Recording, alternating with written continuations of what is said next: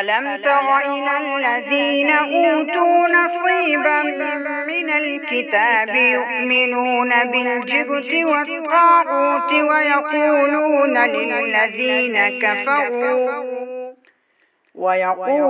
للذين كفروا هؤلاء أهدى من الذين آمنوا سبيلا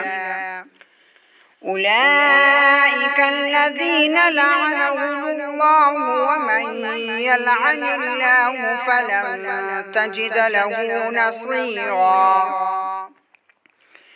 أم لهم نصيب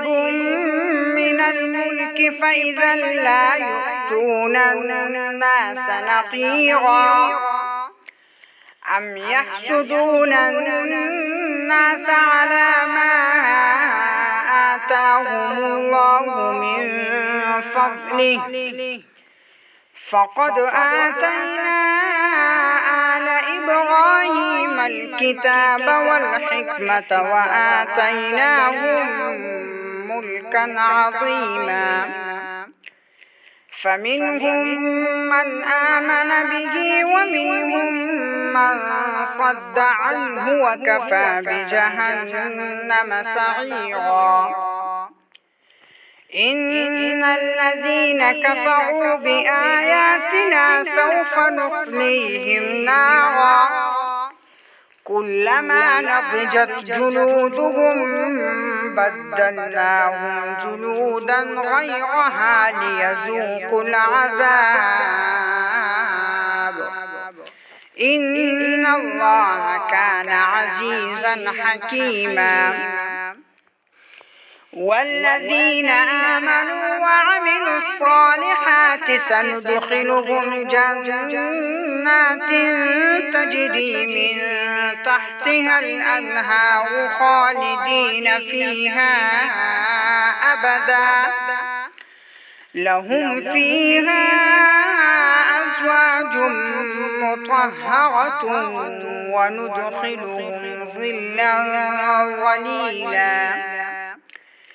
إن الله يأمركم أن تؤدوا الأمانات إلى أهلها وإذا حكمتم بين الناس أن تحكموا بالعدل إن الله نعم ما يعظكم به إن الله كان سميعا بصيرا يا أيها الذين آمنوا أطيعوا الله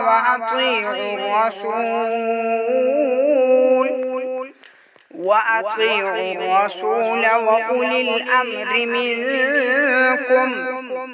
فإن تنازعتم في شيء فردوه إلى الله والرسول إن كنتم تؤمنون بالله واليوم الآخر ذلك خير وأحسن تأويلا.